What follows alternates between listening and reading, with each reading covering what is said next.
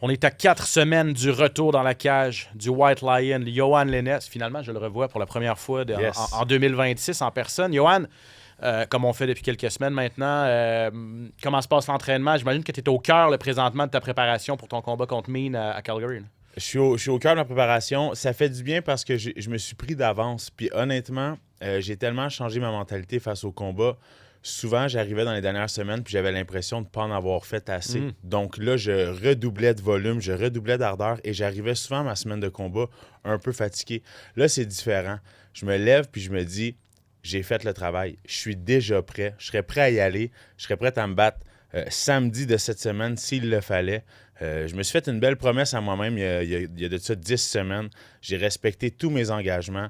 Il y a une certaine satisfaction à se dire qu'on arrive dans un combat puis qu'on n'a tourné aucun coin rond, qu'on a vraiment suivi notre mission, qu'on s'est respecté puis qu'on a fait ce qu'on avait à faire. Puis je me sens extrêmement bien, peu importe le résultat. Mais je sais que ça va être tout un combat puis j'ai hâte d'aller chercher cette victoire-là. OK, ben à un mois du combat, ça ressemble à quoi là, dans une semaine typique ou une journée typique pour toi, là, à ce stade-ci de ta préparation? Bon, ben j'ai décidé de vraiment prendre beaucoup plus de repos. Donc, j'ai beaucoup de contrats dans les écoles et tout.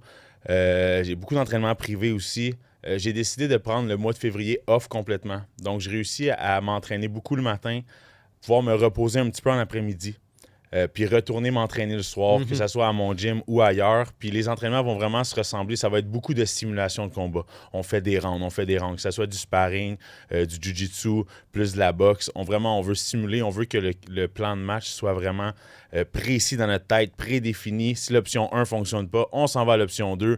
Puis c'est vraiment sur ça qu'on focus. Avoir un bon 4 semaines de visualisation puis d'organisation pour structurer le plan de match précis, c'est là-dedans qu'on est. Là. Excellent. Ben, en tout cas, on continue de suivre ta préparation ici à chaque semaine. Content de savoir que tu... Ben, c'est ça. C'est important. Tu es un gars occupé, en fait. Tu as tes business, tu as tes contrats, tu fais beaucoup de trucs dans les écoles, mais là, c'est un gros combat. Ouais. T'espères qu'il va te ramener dans les plus grandes organisations. Donc, c'est bien là, d'avoir... je suis content d'entendre que tu... C'est pas facile à faire, en fait, justement, comme tu l'as mentionné, parce que... T'as peur un peu de laisser tomber les gens par moment? Laisser tomber les gens, que les opportunités s'offrent moins à moi. Dire non à des entraînements privés, dire non à des contrats dans les écoles, des offres que j'ai par-ci, par-là, parce que je dois me concentrer sur moi en ce moment, sur mon camp d'entraînement, sur mon repos, ma récupération, mon entraînement, qui me rapporte absolument aucun sou en ce moment. Ma blonde est en arrêt de travail. On a la maison à payer, on a une fille à s'occuper. Donc, tu sais, il y a beaucoup de choses qui viennent en considération. Mais en même temps, c'est une motivation grandiose pour moi, justement, d'aller chercher une grosse victoire. Là. Ça va finir par payer. On te le souhaite. Merci, bienvenue à tous au SOS Podcast. Attention, ça va frapper. Spectaculaire, flamboyant. Des athlètes de haut niveau. Des champions des arts martiaux. Préparez-vous, le combat commence. Dans l'octogone, Ben Baudouin. SOS Podcast! Grosse émission pour vous aujourd'hui. Merci d'être des nôtres. On revient bien sûr sur l'UFC 324. Grosse carte, hein, Yohan, cette fin de semaine. En fait, le week-end dernier, samedi dernier, du côté de Las Vegas. Et ça reprend de plus belle en plus avec l'UFC 325. Combat de championnat, Alexander Volkanovski contre Diego Lopez cette fin de semaine. Donc, on revient sur le gros UFC 324 et on met la table pour le gros UFC 325. C'est reparti de plus belle à l'UFC. Les grosses nouvelles également dans le monde des arts martiaux mixtes à la toute fin de l'émission, comme d'habitude. Mais on débute, Yohan, si tu le veux bien, avec une invitée de marque, une fille du Québec qui va se battre sur une grosse scène dans un sport et une organisation qui est peut-être un peu méconnue et que certaines personnes jugent. Et peut-être qu'en parlant avec nul autre que Jade Masson-Wang, les gens vont peut-être un peu mieux comprendre qu'est-ce que c'est la fameuse boxe à main nue, Bare Knuckle Fighting Championship. Jade qu'on retrouve en direct de la Floride où elle est installée maintenant. Salut Jade, comment ça va? Salut, ça va bien, vous autres? Ça va très bien, merci.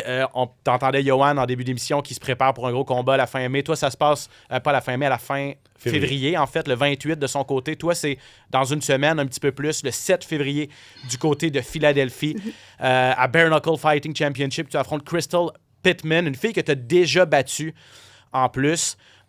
Tout d'abord, t'en es où dans ta préparation? Si t'entends ce que Yohan vient de dire à un mois de son combat, toi, j'imagine que t'es dans les derniers préparatifs, puis là, ben, t'as juste hâte de remonter dans la cage, là? Exact. Là. Dans le fond, là, on est à, c'est ça, il me reste un peu plus qu'une semaine. Fait que c'est vraiment c'est concentré plus sur le poids. La bouffe, la nourriture a diminué. Je vais commencer mon loading d'eau pour faire la déshydrate dans quelques jours. Fait que la concentration est là-dessus. Le gros travail est fait. J'ai fait mon dernier sparring mardi. Aujourd'hui, j'ai des drills techniques, puis c'est ça, c'est juste les petits détails qui restent à faire, puis la révision dans le fond, mais tout le gros travail est fait. Avant de parler du sport en tant que tel, parce que je pense qu'il faut qu'on... Bon, on est un podcast d'arts martiaux mixtes. Les gens connaissent ça, mais peut-être pas dans le fin détail et tout ça. Mais quand on regarde ta fiche, Jeanne, ça fait un certain temps aussi que tu es avec Bare Knuckle, je pense 2021, si je me trompe pas. Mais ça fait longtemps que tu t'es pas battu, là. Et je te suis sur les médias sociaux. Tu demandais un combat depuis longtemps, un retour dans l'arène depuis longtemps. Pourquoi ça a été aussi long? Tu te battais en championnat, il n'y a pas si... avant ça, là? C'est ça. Dans le fond, le Bare Knuckle, c'est une grosse organisation, mais on n'est pas beaucoup de filles qui font ça. Puis, Bare Knuckle, ça leur prend du temps à donner des combats. Là. Des fois, là, je suis pas toute seule. Là. Il y en a plusieurs qui sont comme ça avec les autres. Ils peuvent donner un combat par année. Pourtant, c'est pas les cartes qui manquent, mais je pense que c'est côté adversaire, surtout les filles. Comme là, je vais me battre contre une fille que j'ai déjà battue. Là.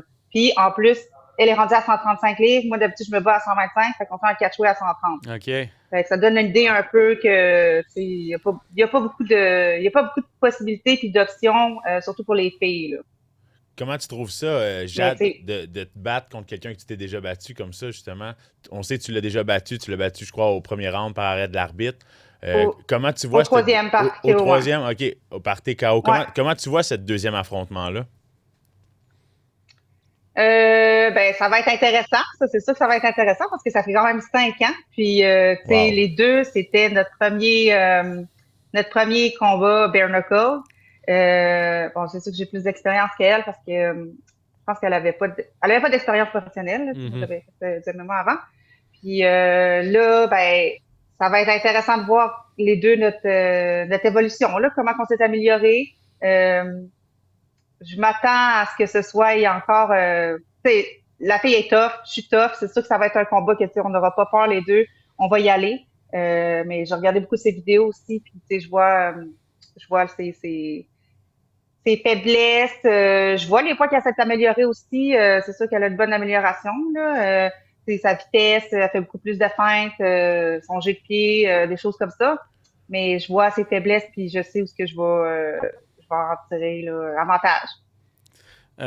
Bare Knuckle, ça le dit. Boxe à main nue. Certaines personnes trouvent ça sanglant, disons-le comme ça. De mon côté, je vais t'avouer que quand ça a commencé, je trouvais ça complètement farfelu. Je trouvais ça complètement... je trouvais ça trop. Là. Puis là, on voit des images. Ouais. C'est simplement quelques bandelettes et tout ça. Force est d'admettre qu'ils font quelque chose de bien.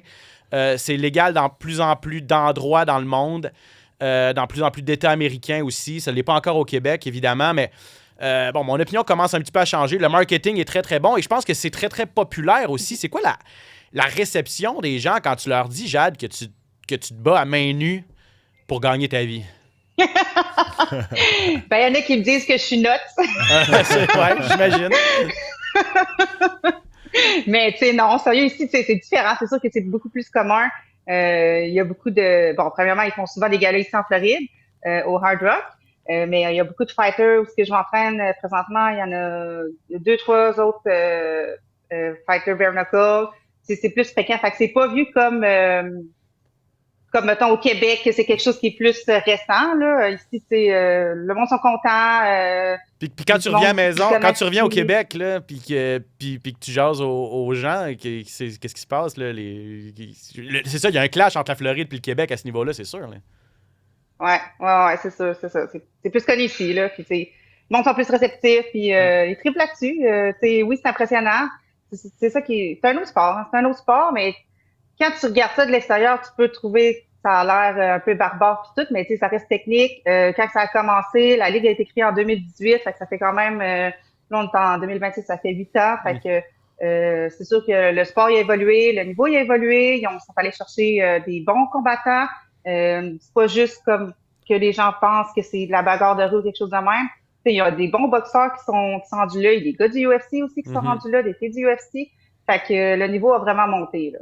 est-ce que tu dirais, Jade, que le bare knuckle fight ressemble plus à la boxe ou ressemble un petit peu plus au MMA? Parce que moi, ce que je vois de l'extérieur, OK, oui, si on enlève les kicks, la lutte, les amener au sol, mais j'ai l'impression que d'avoir fait du MMA dans ton passé avec des petits gants te donne un certain avantage parce qu'on sait que c'est différent, la boxe de MMA puis la boxe traditionnelle anglaise. En boxe anglaise, il y a un volume de coups assez intense. On est toujours vraiment engagé, tandis que là, dans le bare knuckle, un coup de poing peut tout changer. Là. Fait qu'est-ce que tu penses que d'avoir une certaine expérience peut t'avoir aidé dans le MMA rendu au bare knuckle maintenant? C'est sûr que ça l'aide, puis pas juste à ce niveau-là des petits gants, aussi le clinch, parce qu'on a le droit au clinch. Fait que ça, c'est un gros avantage que, tu sais, justement avec la lutte, puis des choses comme ça, travailler avec la tête, puis d'aller chercher les points de contrôle de même. En boxe, ils font pas ça. Ouais. Puis, tu sais, on peut agripper la tête puis frapper. Fait que ça, c'est des choses que je faisais déjà en MMA. Fait que c'est sûr que ça m'aide. Mais je dirais que c'est un mix total, les deux, parce que oui, on n'a pas de gants, fait que ça ressemble plus au MMA, pas de gants, mais c'est que le sport, l'entraînement, c'est de la boxe. T'sais. Mes sparring, c'est juste avec des filles de boxe. Fait que, je pense que c'est vraiment un mix des deux. C'est un sport, c'est un autre sport. Ouais, c'est clair, c'est clair. Est-ce que je peux parler d'OnlyFans aussi? Parce que là, je sais que ça demeure... Les deux sont intimement liés. Je pense que même OnlyFans commandite votre combat. Vous avez fait quelque chose, toi et ton adversaire, il n'y a pas longtemps, un shooting photo ou du contenu pour ça. Puis toi-même, tu as écrit, on faisait du contenu OnlyFans, puis dans une semaine, on va se frapper. Puis c'est quand même intéressant. Ça risque d'être un bain de sang. C'est ça. Est-ce que cette proximité-là avec OnlyFans, puis tout ça, puis le fait, vous êtes des belles filles et tout ça, est-ce que de demander de la faire, le fait qu'il y a une demande de faire de la promotion à ce niveau-là, ça te met mal à l'aise? C'est quelque chose qui est trop, ou toi, c'est ton monde, puis ça te va là? Non. Je m'en fous complètement, sérieux. Moi, c'est mon gagne-pain aussi parce que, à voir comment ils donnent des combats, comme tu l'as dit, ça fait plus qu'1 an que j'ai pas fait de combat bare knuckle. Fait que c'est sûr que je peux pas vivre avec un combat par année et plus. OK. Fait que, oui, j'ai mon OnlyFans, il me sponsorise, il sponsorise mon adversaire. Puis depuis notre premier combat, mon adversaire, Crystal, c'est devenu mon ami. Fait que, je me suis dit, tant qu'à ça, pourquoi qu'on n'en profite pas d'avoir cette amitié-là, de faire des choses justement qu'on pourrait pas faire avec d'autres adversaires, tu sais. Puis, c'est ça. On est allé prendre des photos à la plage ou des affaires de même.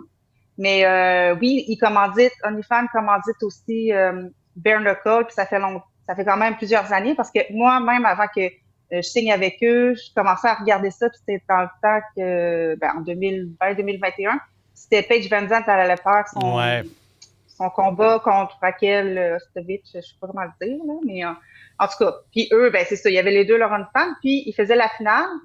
Ils avaient fait printer leur OnlyFans sur le tapis, dans le fond, du ring. Fait que, tu sais, ça fait longtemps qu'ils sont comme impliqués là-dedans, puis c'est ça, c'est un sponsor, oui, puis la majorité des filles aussi, dans le bare knuckle, ils en ont toutes un, c'est moyen pour faire d'argent, puis c'est ça, ici, en Floride, il y en a beaucoup plus que c'est différent qu'au Québec. Donc, ça aussi. Là, autant des filles du UFC, puis il y en a pas mal plus. Mais entre nous autres, Jade, là, est-ce que les gars qui te contactent sur OnlyFans, ça les turn on pas mal de savoir que tu te bats à main nue, là? C'est quoi la crowd? C'est quoi la clientèle? Bon, on s'entend que mon following, c'est pas mal à cause des combats. Okay. Fait que, c'est sûr que c'est ça. Je suis une combattante à la base. Le OnlyFans, c'est un site qui est venu après. Mais oui, le monde, ils me connaissent pour les combats. Fait que oui, c'est sûr qu'il y en a beaucoup qui aiment ça. Mais là, ce que je voulais faire aussi, c'est après, là, j'ai fait un photoshoot avant avec mon adversaire. Oh. Mais là, je vais en faire un après aussi avec, là. Faut voir la différence, là. Wow. Ah, c'est ça. Faut montrer la totale. Avant, pendant, après. Le service complet, exact. Mais là, tu t'entraînes en Floride. Si j'ai bien compris, t'es pas mal installé là. Puis c'est là que tu as fait ton camp d'entraînement avec des partenaires d'entraînement que tu as depuis longtemps. Un nouveau gym ou c'est quelque chose, c'est une place que tu es vraiment installé depuis un bon bout de temps? Là, j'ai commencé je suis ici dans ce gym-là, au Boxer, à Miami, depuis août. Fait que c'est ça, j'aime ça. Mon coach Donato, ça va super bien avec. Puis tu sais, je sais qu'il croit beaucoup en moi. Je sens que j'avance aussi. Puis, dans le fond, depuis que je savais que j'ai fait 2 combats de boxe aussi. Depuis, j'ai fait un en septembre puis un en novembre. Fait que, tu sais, je reste vraiment active quand même là-dessus. Puis, justement, c'est quelque chose que je veux faire, là. Je veux être plus active en boxe aussi parce que le bare knuckle, juste faire un combat par année, c'est pas de même que je peux builder une carrière. Fait que, tu sais, après mon combat de la semaine prochaine, j'ai déjà un autre combat en boxe de cédulé pour mai, là. Oh! Fait que, ouais. Fait que, tu sais, ça va bien, là. Puis que, c'est ça, je sens que ça avance. Puis justement, c'est mon coach qui me boucle les combats. Il y a une compagnie de management en même temps de boxe. Fait que ça m'aide vraiment beaucoup. Et Jade s'entraîne. Quand elle est au Québec, s'entraîne beaucoup avec Leila Baudouin, effectivement. Avec Sam Descaries, on voit beaucoup d'entraînement. Fait que c'est ça, là, puis un des meilleurs coachs de boxe qu'on a ici au Québec, là, avec des très bonnes filles également. Ouais. Dernière chose, je sais qu'il faut que tu ailles t'entraîner, là, Jade, mais dernière chose avant de te laisser partir, on s'entend que ça prend une personnalité particulière. Non seulement, juste pour faire de la boxe, les arts martiaux mixtes, c'est pas pour tout le monde. Ça prend une personnalité particulière. Je pense que c'est une coche de plus pour faire du bare knuckle. Comment tu te décrirais en tant que personne, puis pourquoi tu es attiré par ça, tu sais, je veux dire, les gens vont te rencontrer dans la rue, je pense pas que tu dégages nécessairement ça, là. Non, personne s'attend à ce que je leur dis que c'est ça que je fais dans la vie, il faut gagner ma vie, mais je suis une fille intense, ça c'est sûr, je suis une fille intense, j'aime l'adrénaline, puis j'aime ça, le sang, toutes les affaires, les affaires dégueulasses que le monde n'aime pas, ben moi j'aime ça. J'aime ça les films d'horreur, j'aime ça les affaires de même, fait que tu sais, ça fit avec ma personnalité. Les points, tu sais, j'ai eu des problèmes quand j'étais jeune avec l'autorité et les affaires de même. Fait que c'était pas les premiers coups de poing sur la gueule que je mangeais pas de gamme, t'entends? Fait que, c'est comme c'est ça. C'est plus comme quand j'avais commencé, c'était plus un retour aux sources, là, je dirais ça comme ça. Mais ouais, je suis une fille intense, puis je marche au challenge, puis j'aime ça. Le bare knuckle, ça fait avec mon style. On va te souhaiter être plus active dans cette organisation-là, si c'est ce que tu souhaites, mais au moins tu réussis à trouver d'autres combats. On te souhaite la meilleure des chances. Tu affrontes Crystal Pittman à Bare Knuckle le 7 février à Philadelphie. Ça va être disponible au Québec, les gens qui vont vouloir regarder ça sur la plateforme DAZN. Jade Masson-Wang, merci énormément. On te laisse partir à ton entraînement. Merci beaucoup d'être passé au SOS Podcast. Bon succès, Jade. Merci à vous autres, à toi aussi, Yoann. Bye, à bientôt. Moi, je l'ai dit là, au début, je trouvais ça particulier. Ouais. Mon opinion change un petit peu. Tu sais, je parle de Leila, ma petite sœur, c'est une des meilleures amies. Les deux sont comme ça, là, honnêtement. Là. Leila m'a dit qu'elle n'en ferait jamais. J'étais content qu'elle me dise ça, mais bon, on peut toujours changer d'idée. Mais c'est moins pire qu'avant. J'ai moins de difficulté à le regarder. Je suis capable de voir qu'est-ce qu'ils font de bien. Mais c'est un peu intense pour moi. Comment tu vois ça, toi? Je pense que ce qui rend ça vraiment intense, c'est le fait qu'il n'y ait pas de couverture au niveau des jointures. Donc, c'est un combat qui devient très sanglant rapidement. C'est ça. Je pense que à la base... Pas juste au niveau du visage. T'sais, même les mains. Jade, elle se met des gants, mais il y en a qui se mettent même pas de bandelettes. Ouais. Puis quelqu'un me parlait l'autre jour, je pense que c'est Valérie Letourneau. Elle connaît beaucoup de gens qui en ont fait, puis elle dit, tu sais, des morceaux de peau, là, de jointure qui revolent. Si t'es dans les premières rangées, tu reçois ça. C'est intense. C'est ça. C'est très barbare, si on peut dire l'expression. C'est très sanglant. C'est ce qui fait en sorte, je pense, que ça rend ça encore plus spectaculaire puis que les gens sont attirés vers ça. Mais je suis d'accord avec toi, ça a énormément changé, spécialement quand on a vu des Mike Perry arriver un peu là-dedans, Alves, Chad Mendes. C'est beaucoup de combattants retraités de l'UFC qui se sont comme redirigés dans cette carrière-là, qui ont été faire quelques combats de bare knuckle. Je pense que ça a amené un peu de crédibilité à l'organisation aussi.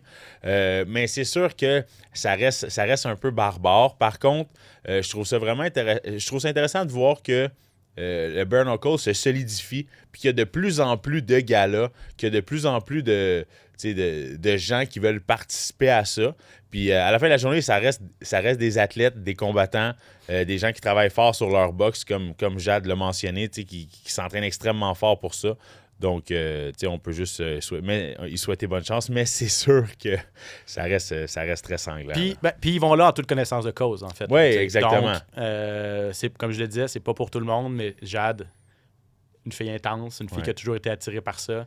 C'est ça. Elle, ça prend une personnalité particulière, puis les gens qui font ça. Mais je suis d'accord avec ce que tu dis parce que moi, mes jointures me font mal lorsque je frappe et que je frappe dans un sac et que j'ai des bandages et un gant. J'ai certaines jointures qui me font extrêmement mal, donc j'imagine pas de frapper dans un front à main nue, exemple. C'est ça. Tu dois hypothéquer tes mains, c'est sûr et certain. Là. Bref, une combattante de chez nous qui sera en vedette dans cette organisation le 7 février, je le répète. OK, on enchaîne. UFC 324, c'était la grosse carte du week-end passé, la première de 2026.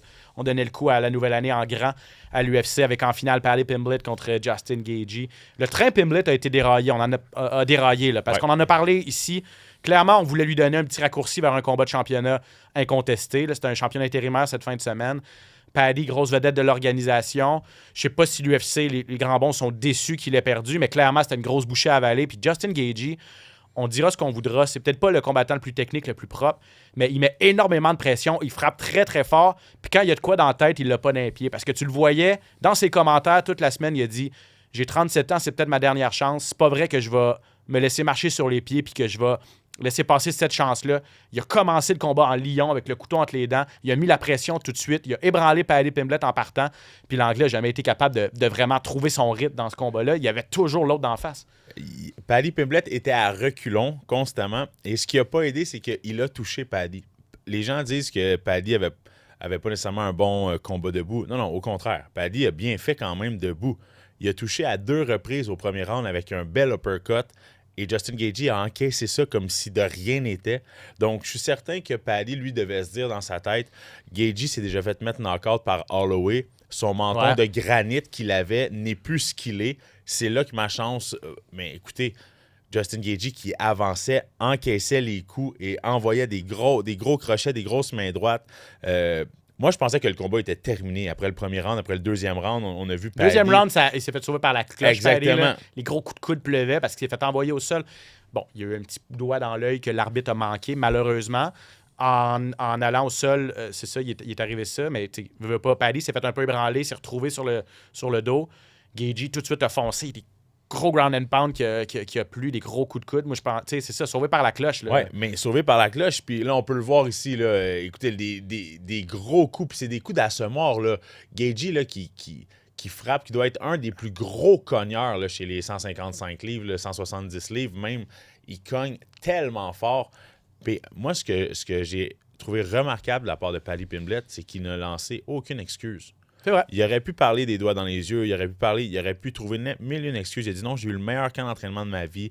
Il a jamais énoncé les doigts dans les yeux. C'est vrai. Il a pris sa défaite comme un homme. Donc, moi, j'ai beaucoup de respect, non seulement pour la performance, mais pour le message qu'il a suivi par la suite. Garde, j'ai perdu, oui. Le meilleur a gagné. Le meilleur a gagné. Puis, tu sais, perdre contre Justin Gaethje, 14 présences à l'UFC, 14 bonus de performance. 15 en 15 maintenant. 15 en 15, exactement. C'est pas gênant, là, tu sais.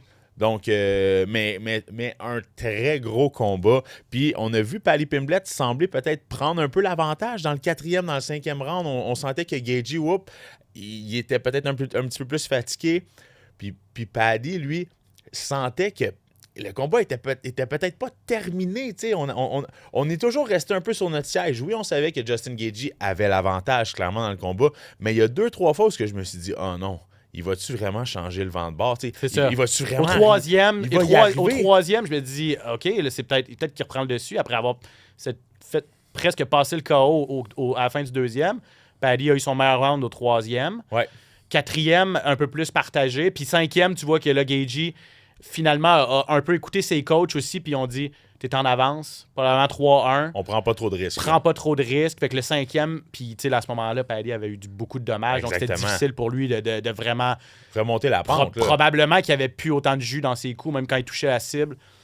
Écoute, là, les coups significatifs, c'est 200 contre 170 au niveau des coups totaux, 155 contre 144 au niveau des coups significatifs en faveur de Justin Gaethje. Les deux ont battu leur record de coups portés dans un combat dans ce duel-là. Donc, non, c'était un bon combat de la soirée. Chapeau à Gaethje. On parle beaucoup de la... Paddy s'est pas fait trop d'ennemis parce qu'il a survécu. T'sais, il a eu un bon menton, il a dit « je me ferai pas knocker », c'est pas vrai. Les gars de Liverpool, les Scousers, ça se fait pas knocker. Il a tenu parole. Même Gaethje l'a dit, j'y ai tout envoyé puis il a pas tombé, bravo. Crédit quand même à Gaethje, là. Il a fait un bon combat, même s'il l'a dit par lui-même. Moi, j'écoute pas mes coachs. Mes coachs me disent d'y aller stratégiquement, d'y aller méthodiquement. Moi, oubliez ça, la porte se ferme, la cloche sonne, j'ai juste une vitesse, Ouais. c'est 10 sur 10. Ouais, puis je vais toujours me souvenir, son coach, à un moment donné, dans un coin, qui avait dit arrête d'essayer de lui arracher la tête. C'est ça. Comme tu peux utiliser ton jab, tu peux être plus technique, tu sais. Mais c'est le style à Justin Gaethje, se penche énormément la tête et est vulnérable un peu dans sa manière de combattre. C'est très risqué ce qu'il fait, mais il le fait depuis des années. Ce qu'il fait, il le fait bien. Puis je pense vraiment que c'est le pourquoi il a décidé de ralentir au 3e round, parce qu'il a dû se dire dans sa tête, Justin Gaethje, ça se peut que j'en vienne pas à bout de Paddy Pimblett. Je lui ai tout envoyé dans les 2 premiers rounds. Si je peux pas continuer à cette vitesse-là pour encore 15 minutes, j'y arriverai pas. Il faut que je mesure un petit peu mes énergies. Exactement. Mais ça a été pour un gala de l'UFC, ça faisait 6 semaines qu'on n'avait pas eu de gala. Ça a été un des plus beaux main events que j'ai vu depuis longtemps. Là. Ça a été excitant. Ça a été un combat spectaculaire. Le vent a presque tourné de bord. Donc, on ne pouvait pas s'attendre à mieux là, pour un gala à l'UFC. Avant de passer rapidement aux autres combats de la carte, mais pas le choix de te parler de Topuria contre Gaethje. Ça risque d'avoir lieu. On dit Maison-Blanche. Ce serait vraiment bon, là, un Américain qui tente de devenir champion incontesté en finale du gala de la Maison-Blanche, si ça a lieu.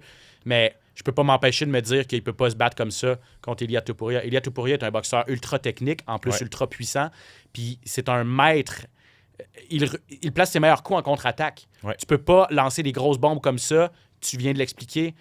En se mettant un peu à découvert et en n'étant pas très technique contre un gars comme Ilia Topuria qui va d'un seul crochet en contre-attaque peut te dévaster. Là, je veux dire, et Topuria l'a écrit sur les médias sociaux. Ni un ni l'autre est de calibre à m'affronter présentement. J'ai tendance un peu à croire que c'est vrai. Je donnerais pas cher de la peau de Justin Gaethje s'il se battait de la même façon. Là, contre un Topuria, il faudrait vraiment qu'il soit beaucoup plus technique. Là où il peut avoir avantage avec Topuria, je pense que c'est que Gaethje va être beaucoup plus gros que Topuria, selon moi. Là où je me questionne vraiment, c'est que Gaethje perd constamment son regard de la cible. Il perd le regard de la cible lorsqu'il frappe. Donc, tandis que Topuria, lui, on le sait, il a toujours les yeux rivés vers la cible, les mains hautes, travaille en combinaison. Justin Gaethje travaille beaucoup avec des gros coups isolés un petit peu. Donc, c'est sûr que c'est 2 combattants très différents. Mais moi, on m'a toujours dit, puis avec l'expérience que j'ai maintenant, il n'y a rien de plus difficile quand tu es un gars qui se bat dans les règles de l'art et que tu prends quelqu'un comme Justin Gaethje qui se bat vraiment pas dans les règles, qui envoie des trucs que tu n'as sûrement jamais vus auparavant, des coups loupés, penche sa tête, envoie un coup. Donc, ça devient difficile de te battre contre quelqu'un que tu sais pas vraiment ce qui s'en vient. T'sais. Donc, c'est sûr que ça va être deux styles vraiment différents qui vont s'affronter.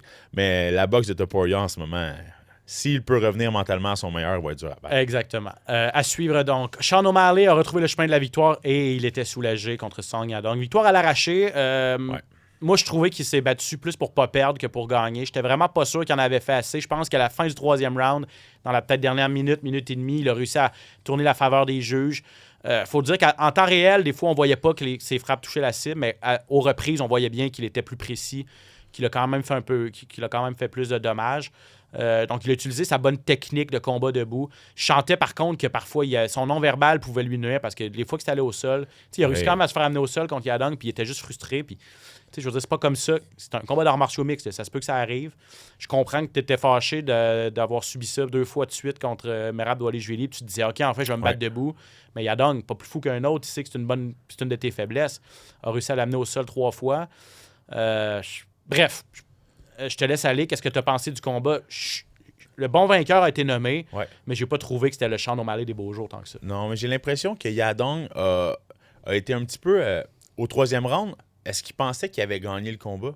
Est-ce qu'il pensait qu'il avait solidifié la victoire? Il avait fait des amenés au sol, il avait lancé plus de volume. OK, au niveau de la précision, ça va en faveur d'O'Malley, 52% en faveur d'O'Malley, 38% pour Yadong. Par contre, il n'a pas lancé beaucoup de coups O'Malley. Oui, quand il touchait. Moi, à partir les 2 premiers rounds, je ne les donnais pas nécessairement à la faveur d'O'Malley. Un bon jeu de pied, restait beaucoup à distance, oui. Ça s'est vraiment décidé au 3e round. Là. Ça s'est décidé au 3e round. J'ai l'impression que Yadong peut-être pensait que c'était un peu dans la poche, a dépensé beaucoup d'énergie parce qu'on le sait que quand il lance en combinaison, il lance en puissance. C'est sûr que O'Malley a vraiment bien sorti au 3e round. Est-ce que ça l'a fait... ça l'a porté dans la balance en faveur de lui au niveau des juges? Possiblement. Mais c'est sûr que c'est pas une victoire qui est convaincante pour Sean O'Malley en ce moment. C'est ça, c'est pas éclatant Et est-ce que ça va être suffisant, en fait, pour le renvoyer en combat de championnat? Parce que c'est intéressant. Est-ce que Peter Yan, on a un nouveau champion, Peter Yan à 135 livres. Tout le monde est d'accord pour dire que Merab Dvalishvili mériterait une revanche immédiate après tout ce qu'il a fait, qu'il a 3 défenses de titre. Mais est-ce que Merab veut revenir tout de suite ou il veut prendre un bon 6 mois après s'être battu 4 fois en 2025, je le rappelle? Donc ça, c'est comme pas clair. Donc si Merab dit « je prends mon temps, je reviens pas tout de suite », est-ce qu'on va dire à Yan « tu vas défendre une première fois contre quelqu'un d'autre » et là, est-ce que ça va être O'Malley ou Nurmagomedov? Les deux, il y a une historique entre les deux. De un, Yan a déjà perdu contre O'Malley, donc peut-être qu'il aimerait bien avoir une revanche. Il n'a jamais affronté Nurmagomedov. Les deux sont russes. Les deux ont des styles complètement différents. Et les deux ne s'aiment pas beaucoup. Donc ça aussi, au niveau de la promotion, ça pourrait être intéressant. Donc, qu'est-ce que l'UFC va décider pour la suite? Intéressant. Ou plutôt, on va dire Yan contre Nurmagomedov en championnat éliminatoire. Pour le prochain... pas Yan, plutôt O'Malley contre Nurmagomedov. Et là, ce serait un match-up désastreux pour Sean O'Malley. Oui, exactement. Ou on va aller complètement ailleurs, puis il va être... Eman Zahabi aimerait affronter Sean O'Malley. Il l'a mis sur ses médias sociaux cette semaine. Je pense pas que ça va arriver, mais je veux dire, ça vaut la peine de lancer ça. Eman Zahabi qui a descendu qui a en fait monté dans les classements, qui est rendu 6e maintenant. Donc, tu sais, si on y va statistiquement parlant, puis au niveau des styles, c'est sûr que O'Malley contre Eman Zahabi serait un combat intéressant, combattant debout, deux personnes qui aiment échanger debout. De l'autre côté, Yan contre Nurmagomedov, ça serait vraiment un combat, je veux dire, Nurmagomedov qui a un bon combat debout, mais qui est vraiment un spécialiste de la lutte puis du jiu-jitsu brésilien. Par contre, avec le combat de Yan qu'on a vu contre Merab, exactement, merci, serait en mesure de tirer son fil de son épingle du jeu. Donc, vraiment, c'est à voir. Là. Mais il y a beaucoup de changements dans cette catégorie-là, fait que ça rend ça vraiment intéressant. C'est ça, le fait qu'il y ait un nouveau champion. Tu sais, si ça avait été Merab encore le champion, là, tu dis, OK, il a déjà battu 2 fois O'Malley, il a déjà battu Yan, il a déjà 2 fois, il a déjà battu Nurmagomedov une fois, tu sais, il a déjà battu Sanagan. Là, il a fait le ménage. Là, tu te dis, si Merab est encore champion, tu regardes la liste, tu te dis, Eman est tout prêt. Là, les cartes viennent d'être brassées complètement. Ça désavantage peut-être le Québécois qui est sur 7 victoires de suite. N'empêche qu'il devrait avoir un gros nom en haut de la division. Moi, j'espère Sanagan encore contre Eman. Bref, à suivre. Mais c'est ça. Cette victoire-là de Sean O'Malley, pour conclure, ne lui garantit pas un retour en combat de championnat. Si ça avait été un KO étincelant, un KO percutant, peut-être que mon opinion serait différente, mais après ce qu'il vient de donner, il vient de survivre, là. Puis il vient de survivre dans le top 3, puis c'est tout, là. Waldo Cortez Acosta a passé un KO 2e round contre Derek Lewis. Pas grand-chose à dire parce que Derek Lewis a été pathétique carrément dans ce combat-là. Il ne réussissait pas à toucher la cible. C'était un peu triste. Il faisait ses 40 ans, là, Derek Lewis. Ouais, c'est ça. Mais je pense que notre bon vieux Black Beast là, est peut-être un petit peu sur la fin, si je peux me permettre de le dire. C'est juste que voulait pas prendre de risques. Il savait qu'il y avait un gros cogneur en avant de lui, avançait tranquillement, restait à distance, essayait des petits coups de pied à la volée, des petits coups de genoux à la volée, mais ne semblait pas être dans un état où est-ce qu'il voulait tenter des choses puis vouloir aller chercher un chaos spectaculaire. Puis on l'a vu que dès qu'il s'est fait toucher, ça a été rapidement au sol. Donc, ça va être un retour au travail pour Derek Lewis. Là. Waldo, 8-1 à ses 9 derniers. Natalia Silva qui a battu Rose Namajunas par décision unanime. C'est un combat important. 2 contre 6 dans les 125 livres féminins. Silva vient de devenir officiellement première aspirante à Valentina Shevchenko. Ça n'a pas été sans dommage. On ne l'a pas remarqué en temps réel, puis même aux reprises, mais Rose est passée sous le bistouri cette semaine pour blessure aux yeux. Elle dit « J'ai eu beaucoup de doigts dans les yeux, ce combat-là. » Puis c'est vrai que Silva se bat avec les mains hautes, les doigts un petit peu allongés. Donc, la répétition de ses doigts qui près des yeux, ça a causé du dommage. N'empêche, il n'y a pas eu de faute d'appeler dans le combat. Qu'est-ce que tu as pensé de la performance de Natalia Silva? Moi, j'ai beaucoup aimé son 3e round, surtout, alors que tout était dans la balance encore. Là. Exactement. Le combat a commencé, puis honnêtement, on a vu une Rose qui gardait sa distance, qui était en mesure de bien gérer son combat debout, qui touchait un peu. Le premier round était quand même assez serré. Le 2e round aussi, là, donc Je ne savais pas au troisième round qui allait gagner ce combat-là, mais on a vu Silva qui s'est gardé vraiment beaucoup d'énergie au troisième round, est sorti en lion. Ça allait beaucoup trop vite pour Rose Namajunas. Donc vraiment, malheureusement, heureusement pour Silva, malheureusement pour Rose, victoire de Natalia Silva, qui démontre qu'elle est vraiment dominante, là, parce que autant techniquement debout qui a été en mesure de bien travailler au sol un petit peu, d'échanger. Donc ça a été une domination au troisième round, puis c'est ce qui a fait qu'elle a gagné le combat. Là. Silva, c'est ça. C'est pas la plus spectaculaire, mais une combattante très technique, le classique, toucher sans se faire toucher, un jeu de pied sensationnel. Et maintenant, on devrait l'avoir, si la logique est respectée, contre Valentina Shevchenko.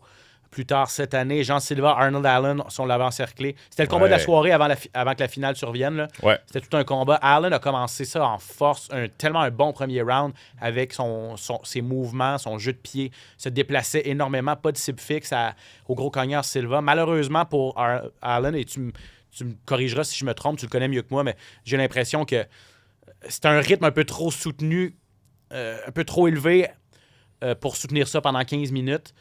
Puis au troisième round, à partir de la mi-chemin du combat, en fait, devenait un peu plus statique. Et c'est là que Silva a commencé à toucher la cible avec ses coups de puissance. Oui, on le sait, Jean Silva qui frappe extrêmement fort. Là, lorsqu'il envoie, il envoie pour faire du dommage. Comme tu l'as mentionné, Allen qui était tellement mobile dans le premier round, qui touchait, sortait, faisait beaucoup de mouvements, se déplaçait extrêmement bien.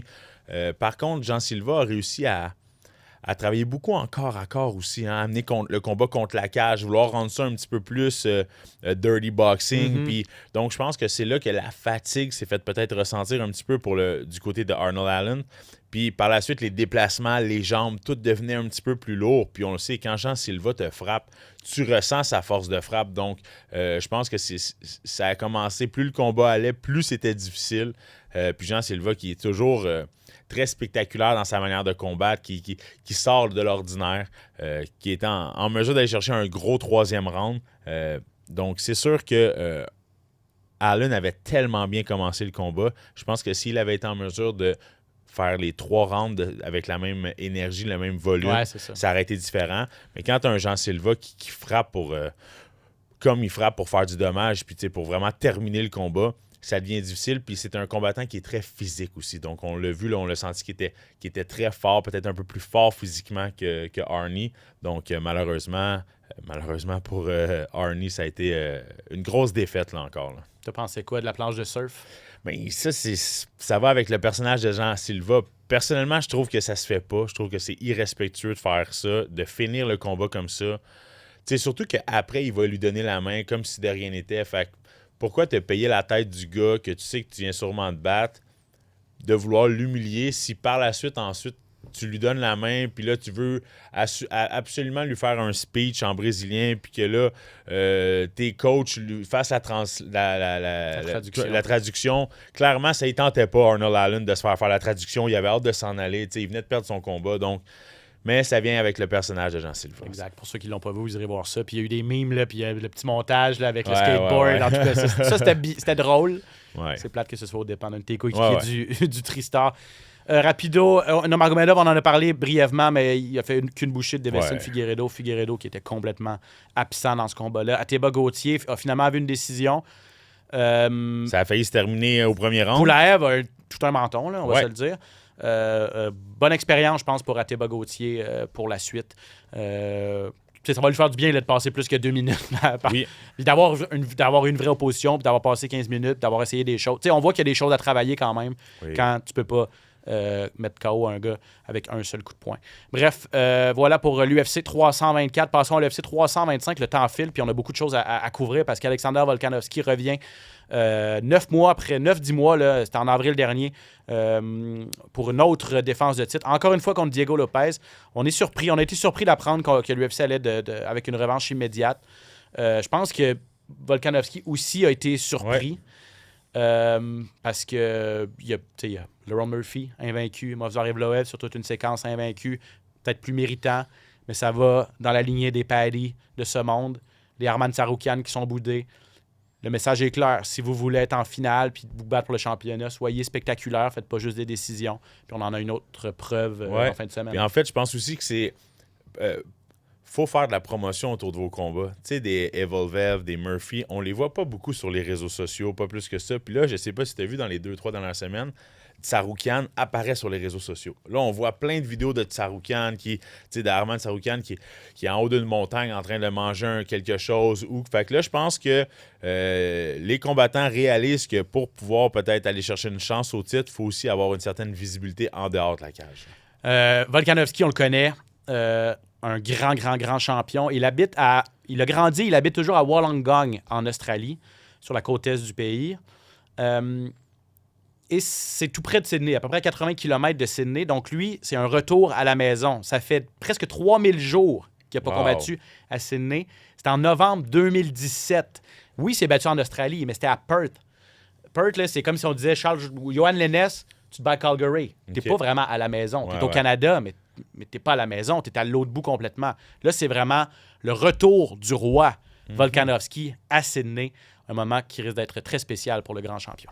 A lot of times you hear a lot of people talk about, obviously winning championships and all that. That's awesome. But feel-good moments, giving people moments and feelings. To be able to do this in Sydney, like with my family and friends, all the people that have supported me for so long, that can't travel to watch me fight, they get to be here this time and have that feel-good atmosphere, right? Like that moment that I want to give them, one to remember forever. Like I want them talking about that, right. Like they did in Perth, the atmosphere. The people always talk about how crazy that atmosphere was. I want that to be the same for this one, if not better. Donc, c'est bien de se battre pour la ceinture, de remporter des titres, mais si on ne peut pas le faire devant notre monde, ben ça vaut pas que ça vaut rien, mais c'est pas mal moins intéressant. Là, il peut défendre pour la première fois un titre, une ceinture chez lui, et vous l'entendez, on s'attend à une atmosphère complètement débile. Oui, puis il a l'air en pleine forme, Volkanovski. Si je le regarde comme ça, je le vois. J'ai vu des Volkanovski en entrevue dans la semaine avant le combat, semblait plus fatigué, pardonnez-moi l'expression, plus vieux un peu. Ah ouais? Là, je trouvais qu'il avait l'air, je trouve qu'il semble être au sommet de ses performances. Je l'ai parlé hier soir. Là, on enregistre, on est jeudi. Je lui ai parlé mercredi autour de 17h. Pour lui, il était jeudi matin. OK. Donc, il était à 24 heures de faire la pesée. Wow. Puis il semblait vraiment en pleine honnêtement, forme. Je l'ai trouvé vraiment en pleine forme. Donc, ça va être... Puis pas stressé. Tu sais, vraiment... heureux. Là. Pour lui, c'est pas un stress. Ça n'a pas l'air d'être un stress supplémentaire. Ça a l'air d'être plutôt une bénédiction puis de savoir que la foule va être de son côté. Ben, on a vu des conférences de presse passer un petit peu, là, puis l'énergie. Il chantait. L'énergie qu'il y avait dans cette salle-là. Puis, tu sais, je veux dire, Volkanovski, c'est un combattant qui est quand même assez âgé. On avait des jeunes qui semblaient avoir 17, 18 ans, 19 ans qui étaient là à chanter. Donc, l'atmosphère était complètement disjonctée là, dans la salle. Puis ça rendait Volkanovski heureux. Ouais. Puis on le voyait, il était bien là-dedans. Donc, je trouve ça vraiment intéressant pour Volk. Là. Volk, c'est direction Temple de la Renommée, assurément. Surtout qu'il a la chance d'égaler un record de José Aldo avec une 8e victoire en combat de championnat chez les 145 livres. Le Brésilien qui détient ce record-là. Est-ce que ce serait important pour Volkanovski d'entrer dans l'histoire comme ça cette fin de semaine? On peut l'écouter là-dessus également. Weight cuts can go wrong. Injuries. It's MMA. So many things can happen in this sport. You know what I mean? Small gloves to be champion and defend that many times is incredible. No matter who's in front of you. You know what I mean? If you're, so that's why you got to always respect that. But yeah, to get them numbers, would obviously it's not the fact that I got more than him. I'll just be, very, very proud of hitting numbers like that. So it'll be cool to hit the record books, but it's not like I'm chasing that. Donc, il n'est pas à la chasse au record, mais il dit. Moi, tout comme Aldo, le fait qu'on ait pu être champion aussi longtemps, puis on peut mettre Max Holloway là-dedans, c'est vrai, là, plein de choses peuvent arriver. Le fait qu'on se présente, on se bat, on gagne pendant une longue période de temps, ça mérite le respect. Gagne ou perd, il n'y aura pas de respect qui va se perdre cette fin de semaine pour Volkanovski non plus. Tu penses, vite comme ça, est-ce que tu penses que Lopez a quand même des chances? Ça a été assez facile pour Volk la dernière fois qu'ils se sont affrontés. Là. Ça a été assez facile pour Volk. Par contre, le fait que ce soit déjà à affronter les deux, c'est sûr qu'il y a eu des ajustements de fait d'un bord et de l'autre. Donc, j'ai hâte de voir Lopez, qui est un combattant qui évolue de performance en performance. Là, revient d'une grosse victoire contre Jean Silva. A fait son retour dans la colonne des victorieux. Donc, j'ai vraiment hâte de voir est-ce qu'il va amener du changement dans sa tactique. C'est intéressant de savoir qu'ils ont fait 5 rounds la première fois et que là, ils vont se réaffronter pour une deuxième fois. Donc, je m'attends à des ajustements de la part de Lopez. Je souhaite voir notre vieux Alexander Volkanovski garder son trône, certainement. Ah ouais, OK. Ben, c'est ça. Le gros avantage de Lopez, on le voyait, c'est son gabarit. C'est tellement plus grand, plus massif. Ouais. Volkanovski, c'est tricky parce qu'il est tout petit, mais il y a une longue portée. Et il cogne extrêmement fort, frappe fort. Et a toujours... C'est pas évident là, de trouver, de s'adapter à ça. Là. Et c'est difficile de te battre contre un combattant qui est plus petit que toi, mais qui a une longue allonge aussi, quasiment sensiblement comme toi, tandis que Volkanovski est toujours habitué de se battre contre des gars qui sont plus grands que lui. Donc a réussi à déchiffrer un peu le comment. Là. Dan Hooker affronte Benoît Saint-Denis, grosse demi-finale. BSD, inarrêtable. 3 victoires de suite. 16 secondes, ça lui a pris pour battre Beneil Dariush en novembre dernier. C'est son 4e combat en 8 mois. Donc, lui veut battre le fer pendant qu'il est chaud. Il dit il y a des combats qui... C'est un sport d'opportunité, les arts martiaux mixtes. Et parfois, on t'offre des choses qu'on ne peut pas refuser. J'ai parlé également à Benoît Saint-Denis cette semaine. Non, c'est un bon combat. C'est un combat qu'on ne pensait pas obtenir parce qu'on pensait que Hooker allait se reposer un petit peu après son combat contre Arman. Et du coup, on n'avait pas envisagé ce combat. Et c'est juste qu'on était mentalement, on était parti en vacances avec l'équipe. Et il a fallu se remettre dedans rapidement pour prendre une décision par rapport à cette proposition. Et on s'est tous mis d'accord pour y retourner. Dan Hooker, on le sait, a mal paru contre Arman Tsarukyan. S'est fait passer une soumission assez rapide. Il dit qu'il avait le nez cassé. Il y a eu ce fameux coup de boule, headbutt à la pesée. Ouais. Finalement, ça a fait plus de dommages qu'on pensait. C'est un super combattant, Dan Hooker. Est-ce qu'il a une chance contre Benoît Saint-Denis? Si on voit le même Benoît Saint-Denis qu'on a vu en 2025, c'est-à-dire 3 victoires, aucune défaite, 3 victoires avant la limite, autant capable de t'amener au sol, de te lutter, de te passer des soumissions, que de te mettre KO d'un seul coup de poing. Je veux dire, tu regardes ses dernières performances, tu vois pas nécessairement de faiblesse là, dans le jeu de BSD. Là. Non, c'est sûr qu'il est Benoît Saint-Denis qui est très complet. 3 victoires, mais c'est surtout 3 finishes. Il a 2 soumissions, 1 KO contre Dariush. Par contre, Dan Hooker, qui a affronté les meilleurs. On se souvient qu'il a battu un combattant comme Gilbert Burns, qui était un peu dans son top, avait des grosses mains lourdes, était ceinture de Jiu-Jitsu, champion du monde de Jiu-Jitsu. Lui a passé le KO. Donc, de Hangman, il ne faut jamais le sous-estimer parce qu'il a des bons genoux, des bons kicks, toujours en mesure de pouvoir nous surprendre quand on s'en attend pas. Puis, tu sais, un style comme Dan Hooker, malheureusement, affronter Arman Tsarukyan, c'est un cauchemar pour lui. Là, parce que c'est un gars qui est grand, qui est long, qui est allongé, qui n'est pas très physique. Puis là, de l'autre côté, tu as Arman Tsarukyan qui, lui, est un monstre, qui va avancer, qui, dès qu'il te met la main dessus, va t'amener au sol. Donc, c'est sûr qu'on ne peut pas se fier à sa dernière performance. Moi, je trouve que c'est un combat qui est quand même intéressant. Je souhaite voir Hooker au sommet de ses performances. Et si c'est le cas, d'après moi, on va avoir tout un combat. Là. En tout cas, on l'espère. Le temps file. Juste vous faire la suite là, de la carte principale. Fiziev contre Roufi. Un mot. Ça va être le fun. Wow. Ouais, 2 combattants extrêmement spectaculaires debout. Fiziev qui a battu Banamandez à son dernier combat. Roufi qui a perdu contre Saint-Denis, mais qui était sur 7 victoires consécutives avant ça. Donc, 2 combattants très spectaculaires. Tuivasa contre Teixeira. Retour de Tai Tuivasa. Après quoi? C'est un do or die. On gagne ou c'est terminé là, sur 5 défaites consécutives. Par contre, ça fait 1 an et demi là, que c'est pas Gain, Pavlovich, Volkov, Rosenstrike, il a toujours affronté des gros noms, donc on ne peut pas lui en vouloir. Par contre, de l'autre côté, Teixeira, 8-1, a perdu son dernier combat par knockout contre Derek Lewis. Est-ce qu'il est complètement revenu? Encore là, combat très intéressant. Il y a 14 combattants qui viennent d'Australie sur la carte, une carte de 15 combats. Donc, dans pratiquement chaque combat, il va y avoir au moins un Australien ou un Néo-Zélandais. Qui est tout près. Bref, comme d'habitude, quand on est en Australie, on met beaucoup de combattants locaux. Les heures, 17h sur TVA+, l'application, et TVA Sport Direct également. Conflit d'horaire, on n'est pas à la télévision, mais si vous êtes abonné à TVA Sport, vous pourrez nous regarder gratuitement sur TVA+, sur votre ordinateur ou votre tablette cette semaine. Et bien sûr, comme d'habitude, télé à la carte principale sur Indigo dès 21h. Rapido, on passe aux actualités. Rumeurs, échos, coulisses, les plus récentes nouvelles. Le hype UFC.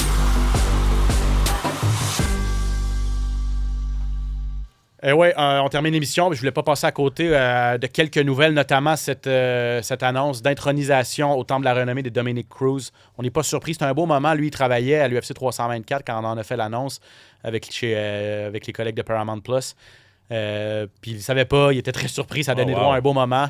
Puis c'était une question de temps, je veux dire. C'était sûr que Cruz allait se retrouver au Temple de la renommée. Cruz, qui est un combattant tellement spectaculaire, multiple champion, qui a défendu 7 fois son championnat chez les poids coqs. Malheureusement, qui a fait face à beaucoup de blessures dans sa carrière. C'est ce qui a fait en sorte qu'il n'a peut-être pas été encore plus haut qu'il on a été privé d'un Dominic Cruz au sommet de son art en raison des multiples blessures. Il y a eu des pauses de souvent 2 ans, 2 ans et demi. Oui, mais Dominic Cruz qui a amené une vision complètement aux arts martiaux mixtes différente. On avait la bonne vieille boxe, les gars qui avançaient et tout. Dominic Cruz qui mixait tellement bien, gaucher, droitier, qui dansait un petit peu en même temps. Très léger sur ses pieds, un bon jeu de pied, un beau contrôle de la distance et qui était un spécialiste du... Je fais semblant de me déplacer, puis je sprint, puis je te donne un coup, puis je change d'angle, puis a vraiment amené une vision complètement différente aux arts martiaux mixtes. Donc, pleinement mérité, là, une légende du sport. 2 fois champion des coqs en 2011. Il a récupéré sa ceinture après une absence de presque 3 ans, là, en 2014. Champion de 2014 à 2016. A été champion WEC de la catégorie avant que ce soit absorbé par l'UFC également. 7 victoires en championnat. C'est un record de la catégorie également. Donc, félicitations à Dominic Cruz, un excellent analyste également en arts martiaux mixtes. On a perdu un combat à la toute dernière minute la semaine passée. Michael Johnson contre Alexander Hernandez, annulé. Et Dana White l'a confirmé en raison de paris douteux. Et avant les fights, c'est arrivé. On s'est fait appeler. Il y a comme une entité qui surveille ça. Les cotes, disons. Puis quand les cotes changent trop dramatiquement, on lève des drapeaux rouges. Puis cette entité-là, qui surveille ça, avait téléphoné avant les fights de l'UFC pour dire il y a quelque chose de bizarre qui se passe pour un combat impliquant Isaac Dulgarian.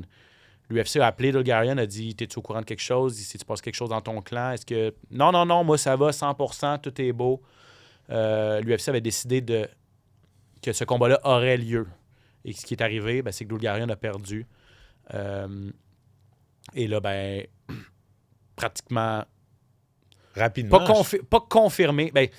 En fait, ce qui est arrivé, c'est qu'il a perdu. Puis tous les analystes disaient mais qu'est-ce qu'il est en train de faire là? Ouais, c'est ça. C'est un Pee-Wee qui se bat, là. C'est qui ce gars-là? Ça n'avait pas de sens. C'est quoi ces techniques-là?